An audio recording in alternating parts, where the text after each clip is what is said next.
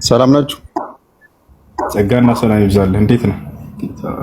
አለን እግዚአብሔር ይመስገን። ያው ከሐረር ነው የምንደውለው። አይ ትሰማላችሁ? እዚህ ድረስ ለኛ ብርታት ናቸው የእናንተ ጥያቄ። ቀደም ባወራው ነገር ላይ አንደኛ ጢሞቴዎስ ምዕራፍ 2 እያወራ ነበር። እሱን ሐሳብ ላይ እንድናወራ ነበር። ለእናንተ ብርታት ነው። ሙስሊሞች ናቸው ክርስቲያኖች እንጂ እናንተ ለምትጠይቁን እኛ እየበረታን ነው እንጂ የምንሄደው አንደክምም። ሁለተኛ ደግሞ አሁን ቀደም ከእሱ ጋር ስታወር የነገርኩህን ነገር ይበልጥ ብርታት እንድንሆንላችሁ አንድ ነገር ልጨምርላችሁ። ይበልጥ ብርታት እንድንሆንላችሁ ክርስቲያንን ብላችኋል። ማን ነው ክርስቲያን እንድትሆን ያዘዘህ? እግዚአብሔር ነው ወይንስ ነብያቶች ናቸው? ማን ነው ክርስቲያን ብላ ያዘዘህ? ማን ነው? ከላይ ወረድ በእናቴ ማህፀን እያለሁ የተመረጥኩ ነኝ። አንተ በምትለው አይደለም እኔ ልትገልጽ የምትችለው የቱ ጋር ነው? አንተ በምትገልጽ ክርስቲያን ሆነ የተባልክ የቱ ጋር ነው? ማስረጃ ክርስቲያን ሆነ የተባልክ የቱ ጋር ነው? አምላክ ክርስቲያን ሆነ ብሎ አዘዋል ወይ? ተወለድም እኔ ነበርኩ። ስትወለድ ክርስቲያን ነው። አምላክ ክርስቲያን ሆነ ብሎ ያዘ የቱ ጋር ነው? ወይ ከአምላክ ትእዛዞች ወለድም ነበርኩ እኮ አልኩ። ይሄን አሁን ክርክር አይደለም። ቀደም ብዙ ጊዜ ልጆችን በጣም ለማሳሳት አንተ ጥያቄውን መልስ። የለም እኔ ከራስ ከእናቴ ሆድ ማህፀን ውስጥ እኮ አልኩ። ይሄን ድጋሚ አልነግርህም። አሁን ወደ ቃሉ ነው። ክርስቲያን ሆነ ብሎ አላዘዘህም አይደል? ጌታ ሲጀምር አንተ በፍጥረት ሲጀምር ነበርክ ይላል። የእናንተ ላይ ያለ ታሳየኛለህ። ወደሱ መጣል ወላሂ መጣል። አዎ በፍጥረት ላይ ሁሉ ገና ስትፈጠሩ በዲን አልኢስላም ላይ እንደፈጠርኳቸው ብሎ ነግሮናል። ወደሱ እንመጣለን። ነገር ግን አንተ ክርስቲያን ሁን ብሎ እግዚአብሔር አዞ ነው ክርስቲያን የሆንከው ወይንስ በራስህ ፈቃድ ነው? ዝም ብለህ እኔ አምነህ ነው እንጂ እግዚአብሔር ሁን አላለህም፣ ክርስቲያን ሁን አላለህም። ግን ስለተመረጥኩ ነው። ባልመረጥ ኖሮ እናንተ ጋር ገባ እናወራለን። አምላክ ባደረገው ድንጋጌ ላይ ተመርጠህ ከሆነ መስክርልን። እግዚአብሔር ክርስቲያን ሁን ብሎ አዞ ነው ወይ ክርስቲያን ሆንከው? መልስ። ስለመረጠኝ ነው። እኔ ያው የእናንተን አይቼ ስለናወጣኝ ይሄን ሃይማኖት እግዚአብሔር መርጦታል። እሺ እግዚአብሔር ክርስቲያን ሆኖ ብሎ መርጦ ይሄን አዟቸዋል። ክርስቲያን ስትሆኑ ሙስሊም ሆኖ ብሎ ቃል በቃል ስላዘዘን ሙስሊም ሆነናል። ያው ወላ ተሞቱነ ኢላ ወአንቱም ሙስሊሙን ለና አደራ። አሳየኝ። ቆይ ወደ እሱ እንመጣለን። አብሽር እናሳይሃለን። ክርስቲያን ሆኖ ብሎ አዛሩ ወይ? እኔ ነገርኩህ። ተመርጬ ነው እኮ አልኩህ። ለአንተ ሊገባ አይችልም። አርግ በመንፈስ ነው። ለአንተ ለምንም ማን ነው የመረጠው? ክርስቶስ ክርስቶስ ክርስቲያን ወዘቸዋል። አሁን ወድጄው ነው በልብ ያምኜ የመረጥኩት እንጂ አንተ ወደህና ምነህ እንጂ አላዘዘህም ማለት ነው አይደለ? አዎ ጌታ ሰው ይሄን ነው የምፈልገው። አምላክ በፍጹም ነብያትን ክርስቲያን ሆነ ብሎ አላዘዛቸውም። ግን ክርስቲያን ሆነ መርጠዋል። ክርስቲያን ሆነ። አዎ ብርታት ሆነከልን የሚለው ነገር ያውና በክርስትና ራሱ ከአምላክህ ዘንድና ከነብያት ከክርስቶስም ዘንድ የተመረጠ ሃይማኖት እንዳልሆነ እንድትገነዘብ ነው። ከዚህ በኋላ ብርታት ምን አይነት ብርታት ላይ እንዳለ አላውቅም። አምላክ እኔ በሞት እናንተን አልከተልም። በሞት እናንተን አልከተልም። ስለዚህ ከአምላክ ዘንድ ከነብያትም ዘንድ ከክርስቶስም ከነብያቶች መካከል አንድ ነብያ ከእርሱም ዘንድ የማይታወቅን ሃይማኖት መከተል እንዴት ብርታት እንደሚሆንላቸው አላውቅም። እኔ ሰው የሚገድል አላምንም። ትገላለሁ። እስቲ እንዲያውም አንድ ጥያቄ እናንተ ሰው ትገላላችሁ? ቆይ አብሽር ኪንግዬ እናወራለን። ማርያም እናቴ ቤትሽ ናቸው ወይንም የተናሳ ወይ በተራ ኪንግ ያውላ ስናዘ ጊዜ ታዘን። እሺ ይቅርታ ጋር አሁን ደግሞ ቀጣይ ደግሞ ታወራለህ። ቤትሽ ናቸው ወይንም የተናሳው ማርያም እናቴ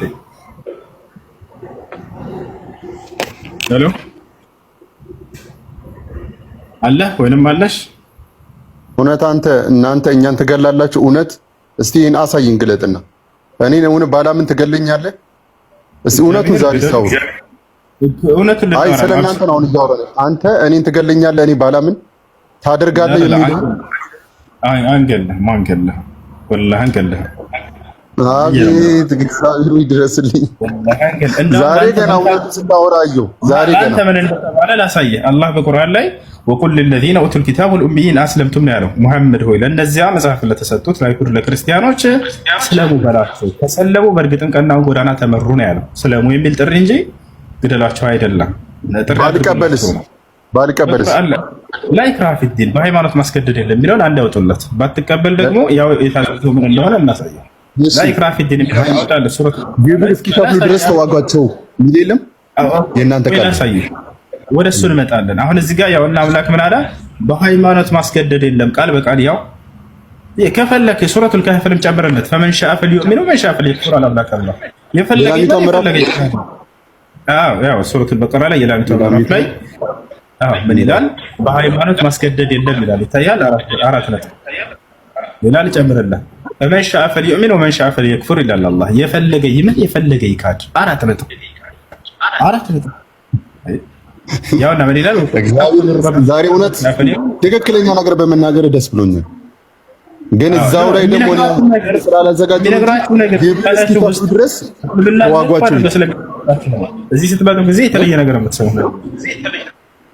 ማለት አውራሽ የሚነግሯችሁ ጭንቅላታችሁ ውስጥ የሚያደርጉላችሁ እና መጥፎ ግንዛቤ ሊኖራችሁ ስለሚጭሩባቸው ነው እንጂ የእናንተ ቃል እኔ ምዕራፉን አላውቀውም እንጂ ልንገርህ፣ ከምድር ላይ ያሉ ክፉ ፍጥረታቶች ክርስቲያንና አይሁዳኖች ናቸው። እስከ መጨረሻ ግደሏቸው፣ ግብር እስኪከፍሉ ድረስ የለም እዛ ላይ የትኛውን እናስረዳህ? ግብር እስኪሰጡ ድረስ የሚለውና እንግዲህ ያንን በእምነታቸው ባለማመናቸው ብቻ ምክንያት ግደሏቸው የሚል አይደለም። ባለማመናቸው ምክንያት ግደሏቸው አይደለም። ቃቲሉ الذين لا يؤمنون بالله باليوم الآخر ولا يحرمون ما حرم الله ورسوله ولا يدينون دين الحق من الذين أوتوا الكتاب حتى يعطوا الجزية عن يد وهم صاغرون ይላል። አሁን የጠየቀው አንቀጽ ይሄ ነው። በሱረቱ ተውባ ላይ ይገኛል። ታላ አይደለ? والله سبحانه وتعالى ያላመኑ ሰዎች አይሁድ ይሁን ክርስቲያን ማንኛ መጀመሪያ ዳዕዋ አድርጉላቸው ነው። ከተቀበሉ እሰየው፣ በጣም ጥሩ። መጀመሪያ ወደ ነብያት መንገድ ጥሯቸው፣ ወደ አምላክ ጥሯቸው። ከተቀበሉ እሰየው። እምቢ ካሉ ግን ግብር እንዲከፍሉ ዘዟቸው። አየህ አይደለ? ካላመኑ ግደሏቸው ይላል የቁርአን አንቀጽ። ላ ግብርን ለምን አስቀመጠ? አየህ አይደለ? እስላም መኖር ይችላል ይሄ ሰውዬ እምነቱን ይዞ ነው። አያቸው አይደል? ካላመነ ግደሉት ይላል ወይ አንቀጹ? ወላሂ አይደለም፣ ባለማመናቸው አይደለም ቢለው አንብብልሽ አውጣና እሺ አንብብለት። ባለማመናቸው ሳይሆን ግብርን እንዲሰጡ ይላል። ግብር ደግሞ የአንድ ሀገር መንግስት ግዴታ ያደርጋል አይደል? በሀገሪቱ ላይ አይ አልከፍልም ምን ታመጣለህ ብለህ ትኖራለህ? በሀገርህ ላይ አትኖርም። ያ መንግስት ይዋጋሃል። ወጣል አይደል? ያ ማለት ነው፣ ሌላ ነገር አይደለም። ይችላል አሁን እዚህ ጋር ግብር ባለመስጠታቸው እንጂ ባለማመናቸው አይደለም። ሲነግሯቸው ግን ሲያጭበረብሯቸው ምን ይሏቸዋል? ካልሰለሙ ግደሏቸው ነው የሚለው ይሏቸዋል። ወላሂ እንደዛ አይደለም። አንብቡላቸው፣ ያ አንብቡላቸው። እሺ እነዚያ መጽሐፉን ቁጥር 29 ነው አይደለ? ቁጥር 29 ነው አይፈለገው። እነዚያ መጽሐፍ የተሰጡትን ሰዎች እነዚያም በአላህና በመጨረሻው ቀን የማያምኑትን አላህንና መልእክተኛውም እሱም ያደረጉትንም እርም የማያደርጉትንና እውነተኛንም ሃይማኖት የማይቀበሉትን እነሱ የተዋረዱ ሲሆኑ ግብርን ቆይ ተረጋጋ አሉ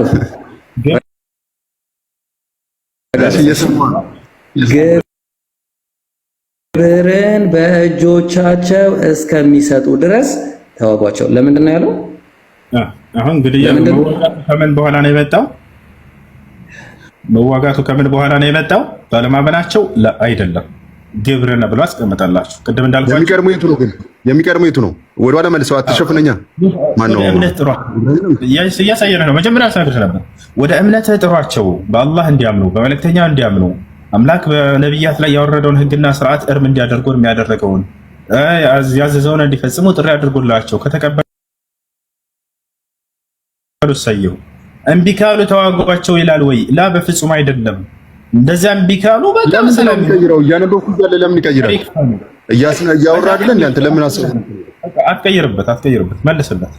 ከዚያ በኋላ እምቢ ካሉ ካላመኑ ገደሏቸው ነው ወይ? አይደለም በፍጹም።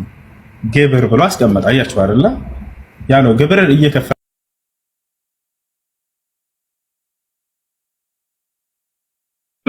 ያን አልሰጥም ካለ ትዋጉታላችሁ ወይ ሙስሊሙን? አዎ በደንብ እንዋጋለን። ይህ በእምነት ብቻ ነገር ሳይሆን በቃ ሀገሪቱ ነዋሪ እስከሆነ ድረስ ሊያወጣ የሚገባው ነገር ነው። ያንን ያወጣል። ይሄ ነው እንጂ በእምነቱ ጫፉን እንዳትነኩት ብሎ ቅድም እንዳሳየውህ በሃይማኖት ማስገደድ የለም ይላል። ዳዕዋ ብቻ ቅድም ከሚለው ቦታ ላይ ግብር ይቀድማል፣ ሃይማኖት ይቀድማል። አሁን ያወጣው ቦታ ላይ ለምን ይሸፍናል? ግብር ብሎ መጀመሪያ ሃይማኖትን እያሳየናል። ሃይማኖትን የማይቀበሉት ነው ግብር ከዛ በኋላ ነው የሚለው። እኮ ሃይማኖትን ካልተቀበለ ወደ ግብር ጥሪ ታደርግለታለህ። በቃ እንደዚህ ከሆነ ሃይማኖትህን በሁለት ነገር ነው ምን አልከኝ? በሁለት ነገር ነው እንትን የምትሉት። ይኸው በእነዚያ መጽሐፍትም ከሰጡት ሰዎችም እነዚህ በአላህ በመጨረሻ ቀን የማያምኑትን ነው የሚለው። በአላህ በመጨረሻ ቀን የማያምኑትን። መጨረሻ ማለት ስለ ቂያማ ነው የሚያወራው። መጨረሻ ማለት ቂያማ ነው። በመጨረሻ ቀን የማያምኑትንም እርምም የሚያደርጉትን እውነተኛ ሃይማኖት ነው የሚለው። እውነተኛ ሃይማኖት የእናንተ ነው። ስለ እናንተ ነው እዚህ ጋር እያወራ ያለው። ለእኛም እየተናገረ ነው። እውነተኛ ሃይማኖት ሲል እናንተንም እኛንም ጭምር እየተናገረ ነው። የማይቀበሉትን ግብር በላት እስኪ አሸፍን፣ ግብር እስኪሰጡ ድረስ በላት። እሷን ነው የፈለገው። አሸፍነኛ ወደዚህ በላት። እውነተኛ ሃይማኖትን የማይቀበሉት እነርሱ የተዋረዱ ሆነው ሁለት ነገር ነው እዚህ ጋር ሃይማኖትን ግብርን ግደሏቸው ነው የሚለው። ቆይ አንዴ ሃይማኖታቸውን ስለተዉ የተዋረዱ ሆነው ግደሏቸው ነው የሚለው። ቃሉ እያነበብኩ ነው። አንዴ ያው አልሸፈንኩብህም። እሺ የተዋረዱ ሆነው ግደሏቸው ነው የሚለው ወይስ ግብር መዋጋቱ ማለት መዋጋት ምንድን ነው? መዋጋት ምንድን ነው? ስለመዋጋቱ እንመጣለን። እሱ ቀደም ስትናገር ምንድን ነበር? ስላላመኑ ስትለን ነበር። እሱን እያስረዳነህ ነው። ባለማመኑ አይደለም እያልኩህ ነው። ገብቶሃል አይደለ? ባለማመኑ አይደለም። ካላመነ መብቱ ነው። በሀገሩ ላይ መኖር ይችላል። በሙስሊም ሀገር ቢሆን ራሱ የሃይማኖትና እንደዛ የሚላለች ከሱ በተጨማሪ የሚላለ ያላመነ ሰው መብቱ መኖር ይችላል የሚላለ። አዎ እሱንም ላሳየህ ነው። ገና ሐዲስ ላይ ነብያችን ሰለላሁ ዐለይሂ ወሰለም አንዴ ነብያችን ሰለላሁ ዐለይሂ ወሰለም ይላሉ ሐዲስ ላይ መን ቀተለ ሙዓሃደን ለም የሪህ ራኢሐተል ጀና አሉ። የሌላ ነገር እሺ፣ በዚህ ነው ማነበው ነበረኝ ሰው ወጥቶብኝ ነው። ሐዲስ ላይ ነው እንትን ላይ ነው ያለው። ከቁርአንም ከሐዲስም እንሰጣለን። ነብያችን ሰለላሁ ዐለይሂ ወሰለም ያው ምን ይላሉ እዚህ ጋር ቡኻሪ ላይ ሐዲስ ጋር አይደለም እሱ የእንትኑ የቁርአን ላይ መጽሐፍ ነው። ቡኻሪ 6914 ላይ ይገኛል። ምን ይላል? መን ቀተለ ነፍሰ ሙዓሃድ እንዴት አዳምጠኝ። ቁጥሩን 6914 እየጻፍኩ ነው። እኔም ለማሳሰብ እየጻፍኩ ነው። ቡኻሪ 6914 እዚህ ጋር ምን ይላል? መን ቀተለ ሙዓሃደን ለም የሪህ ራኢሐተል ጀና ይላል። አንዴ ይብራ አውጣላቸው። ቃል ኪዳን ያለውን የሌላ እምነት ተከታይ የገደለ ሰው የገነትን ሽታ ያገኝም ነው ያሉት። ከሙስሊሞች ጋር ቃል ኪዳን ያለው ያ ማለት ግብር በመክፈል ሁሉ ቃል ኪዳን አለው። ይሄን የገደለ ሰው ከእናንተ መካከል ገነትን ሳይሆን የገነትን ሽታ ታገኙዋትን ብለውናል። ጫፉን መንከታቸው እግዚአብሔር ዛሬ ገና እውነት አወራ። እውነት ስንት አይነት ሰው ተከራክረናል። እኛ እዚህ አሁን ያለንበት ዊዘር ራሱ በጣም አሉ፣ ብዙዎች አሉ እንደናንተ። ግን አንድ ቀን እንደዚህ ብለው ነው ያውቁ። አንድ ቀን ያውና የገነትን ሽታ ታገኙም ከነካችሁት ብለውናል። አንድ መንቀተል ያውና መን ቀተለ ነፍሰን ሙዓሃደን ለም የሪህ ራኢሐተል ጀና ከሙስሊሞች ጋር ቃል ኪዳን ያለውን የሌላ እምነት ተከታይ የገደለ ሰው የገነትን ሽታ አያገኝም ብለዋል። ጫፉን መንካት አይቻልም። የራሱን እምነት መንካት አይቻልም። እምነቱ ቦታቸው አለ አይደለ? ያ ቃል ኪዳን አለው ከሙስሊሞች ጋር ቃል እስካለው ድረስ ይሄን ከሃዲ የገደለ ሰው የገነትን ሽታ አታገኙም እንዳትነኩ ብለውናል። አይ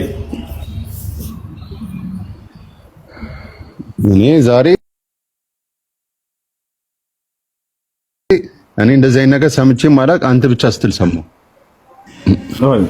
ሌላ የሰማችሁት ካለ ስለ እስልምና መጠየቅ ትችላላችሁ እዚህ መጣችሁ። ማንኛውም ሌላ ደግሞ እንትን 9 ሚስት ለምን አገባ ጥያቄ ስለሆነብኝ ነው። እንግዲህ አምላክ አላህ ሱብሓነሁ ወተዓላ በቁርአን ላይ ሲናገር ጊዜ في سورة الرعد ላይ ምን ይላል? ولقد أرسلنا رسلا من قبلك وجعلنا لهم أزواجا وذرية وما كان لرسول أن يأتي بآية إلا بإذن الله لكل أجل كتاب ይላል። ሙሐመድ ሆይ በእርግጥም ከአንተ በፊት መልእክተኞችን ልኬያለሁኝ ለእነርሱም ሚስቶችን አድርጌላቸው ነበር ይላል። እንግዲህ ነቢዩ ሙሐመድ ሰለላሁ ዐለይሂ ወሰለም የመጀመሪያቸው አይደሉም ማለት ነው። ከእርሳቸው በፊት ቀደምት ነቢያት ከአንድ በላይ እንዲያገቡ ተደርገዋል። ቦታቸዋል አይደለ? ታባዎች ነቢያቶችን ራሱ አላህ ሱብሓነሁ ወተዓላ ላሳይ ይችላል። የቁርአን አንቀጽ አሁን የምናገረውን እኛ ጋርም አለ። በብሉይ ኪዳን ላይ ብዙ ያገቡ ሰዎች ስላሉ ነው ያገቡ ነበር ነቢያቶች ብሎ አላህ በቁርአን ላይ ይገልጽልን። ታዲያ ነቢዩ ሙሐመድ ሰለላሁ ዐለይሂ ወሰለም ለምንድን ነው ያገቧቸው?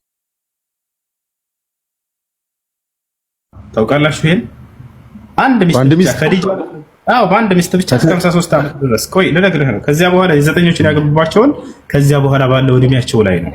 አሁን ምንድነው ጥያቄው እዚህ ጋር እንደው የወሲብ ጥምን ለማርካት ቢሆን ሌላ እምነት ተከታይ እንደሚያስቡት በወጣትነት ዘመናቸው ነበር እንደዚህ ሁሉ የሚሰበስቡት አይደል እንዴ? አንድ ሰው ወጣት ዘመኑን በአንድ ሚስት ብቻ አሳልፎ እድሜው ካለፈና ከሄደ በኋላ የሚያገባበት ምንድነው ዓላማው? ምንድነው ዓላማው ከተባለ በቁርአን ላይ አላህ በቁርአን ላይ ይገልጽልናል። ወዝኩርነ ማ ዩትላ ፊ ቡዩቲኩነ ሚን አያቲ ላሂ ወልሒክማ። በቁርአን ላይ ራሱ አላህ ቃል በቃል ያ ኒሳአን ነቢይ እያለ ትእዛዝ ያወርድላቸዋል። እናንተ የነቢዩ ሙሐመድ ሚስቶች ሆይ እያለ እርሳቸውን ለየት ያለ ትእዛዝ ሲያዝ እናያለን። ለምን ዓላማ እንዳገቧቸው ይገልጻል አላህ። ወዝኩርነ ማ ዩትላ ፊ ቡዩቲኩነ ሚን አያቲ ላሂ ወልሒክማ ኢነላሃ ካነ ለጢፈን ኸቢራ ይላል።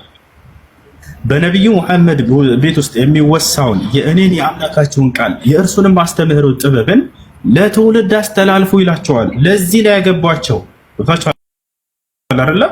ታዲያ ይሄንንም እነርሱ የነብዩ ሰለላሁ ዐለይሂ ወሰለም ሚስቶች ከእርሳቸው ትምህርትን በመቅሰም ለትውልድ አስተላለፉ፣ ያዘዛቸውን አምላክ አደረጉ፣ አለፉ። በቃ ይሄ ነው። እናታችን አይሻ የነብዩ ሰለላሁ ዐለይሂ ወሰለም ሚስት የሆነችዋ 2020 ምናምን አካባቢ ሐዲሶችን በጭንቅላቷ ሸምድዳ ለትውልድ ቁጭ ብላ ታስተምር ነበር። ለዚህ ዓላማ ነው አላህ ሱብሓነሁ ወተዓላ ከአንድ በላይ እንዲያገቡ የደነገገባቸው ማለት ነው። ያንን በወጣትነት እድሜያቸው ላይ አላደረጉትም። በአንድ ሚስታቸው ከ25 ዓመታቸው ጀምሮ እስከ 53 ዓመታቸው ድረስ በአንድ ሚስት ነው ያሳለፉት። ለዚያውም በ15 ዓመት የምትበልጣቸውን ሴት ነበር ያገቡት። ለዚያውም ተጠይቀው ነበር ሁሉ ሄደው እንደው የትኛውን ቆንጆ ልጅ ላግባ ብለው መርጠው እንኳን አይደለም። ባቻው አይደለ እና ያገቡባቸው ዓላማ ለምንድን ነው ለሚለው ጥያቄ አምላክ አላህ ራሱ ነው መልስ የሰጠው። እናንተ የነብዩ መሐመድ ሚስቶች ሆይ እያለ ያዘዛቸው በቤታችሁ ውስጥ የሚወሳውን የእኔን ቃልና የነብዩ መሐመድን ትምህርት ለትውልድ እንድታስተላልፉ ዘንድ ነው አስተላልፉ ብሏቸዋል። ይህንንም በብቃት ተወጥተው አሳልፉ። አይሻ ሳትሞት አይደለ እንዴ ሁሉ ያገባው ወይስ ከሞተች በኋላ ነው? ላ እናታችን የመጀመሪያ ሚስታቸው ኸዲጃ ትባላለች። ኸዲጃ እሷ ከሞተች በኋላ ነው ሁላቸውን የሚያገቡት። ልክ በ53 ዓመታቸው ላይ ከዚያ በኋላ ነው። ለዚያም መዲና ላይ ልክ ሲረጋጉ ጊዜና አስተምሮ በደንብ መውረድ ሲጀምር ጊዜ በቃ ከዚህ በኋላ ትምህርት ሊወርድ ስለሆነ ከእርሱ ጋር የምትሰሙትን ቃል ሁሉ ታስተላልፉ ዘንድ ብሎ አዘዛቸው። ለዚህ ነው ቃል በቃል ቁርአን ላይ በቤታችሁ ውስጥ የሚወሳውን የእኔን የአላህን ቃል የመልእክተኛውን ጥበብ ለትውልድ አውሱ ይላቸዋል። ይሄንን ያገቡባቸውን ዓላማ ቃል በቃል ይገልጻል። አንድ አወጣለትና ላሳይህ ለምን እንዳገባቸው። እንዴት ሱረቱል አሕዛብ ላይ አወጣላቸው። ወዝኩርነ ማ ዩትላ ፊ ቡዩቲኩነ ሚን አያቲ ላሂ ወልሒክማ የሚለው እናንተ የነብዩ መሐመድ ሚስቶች ሆይ እያለ ቃል በቃል እየተናገረ ማለት ነው። እሺ ያ ኒሳ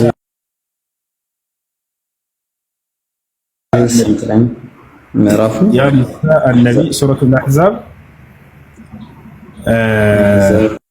ምዕራፍ 30 ምዕራፍ 30 ሩም ነው። ከሱ በታች ወረድ በል 37 አዎ አገኘሁት። 33 እሺ 33 ያ አዩሀ ነብይ የሚለው ነው።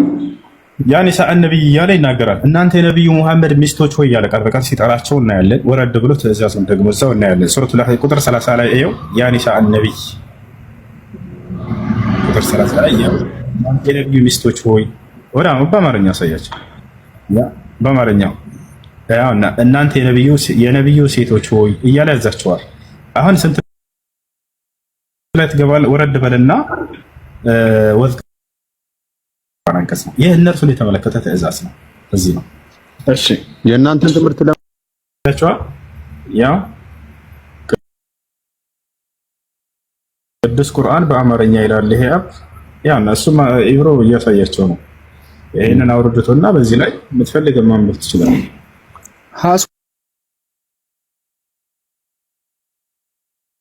ነው። በጣም ጥሩ ጥያቄ። ጂሃድ ማለት ያኔ በሁለት ሰዎች መካከል የሚደረግ የሆነ ፋይት ማለት ነው። አላህ ሱብሓነሁ ወተዓላ ለመጀመሪያ ጊዜ ጂሃድን ያዘዘው ነብዩ መሐመድ ሰለላሁ ዐለይሂ ወሰለም በሁለት ሰዎች መካከል የሚደረግ ፋይት ነው። ሊያጠቃ የመጣ አካል አለ። ከዚያ ከአካል እየተከላከልክ የምታደርገው የማጥቃት ስራ ጂሃድ ይባላል። ጂሃድ ማለት ታገለ ማለት ነው። ጂሃድ ማለት ትግል ማለት ነው። ባጭሩ ጂሃድ ትግል ነው። አይ የሆነ አንድ ጥቅስ ላይ አይቼ ነው እናንተና አንድ ሰው ጂሃድ ላይ ያለ እየገደለ ከሞተ ማንም ያላየውን የተንደላቀቀ ኑሮ በገነት ይኖራል ይላል። የእናንተ እንትን በጣም ያ ሊያጠቃህ የመጣ አካል አለ። ከዚያ ከአካል ራስህን እየተከላከልክ እያለ በምታደርግ ጊዜ ለምሳሌ በእምነትህ ምክንያት ሊገልህ መጣ ሰውየው እምነትህን ካለቀክ ብሎ የዛኔ ከራስህ እየተከላከልክ በምታደርግ ጊዜ ተገደልክ አንተ። የዛኔ ሸሂድ ትሆናለህ፣ ሰማዕት ትሆናለህ። ሰማዕት ማለት ነው። አንተስ ቢሆን እያጠቃኸው የምትሞተው አንተስ ቢሆን እያጠቃኸው የምትሞተው ለአንተ የሚቆጠርልሃል? ያ ካል ያጠቃህ ከመጣ ነው። አንተ ሰላማዊ የሆነን ሰው ሄደህ በመግደልህ ጂሃድነት አይባልም። ሰላማዊ የሆነ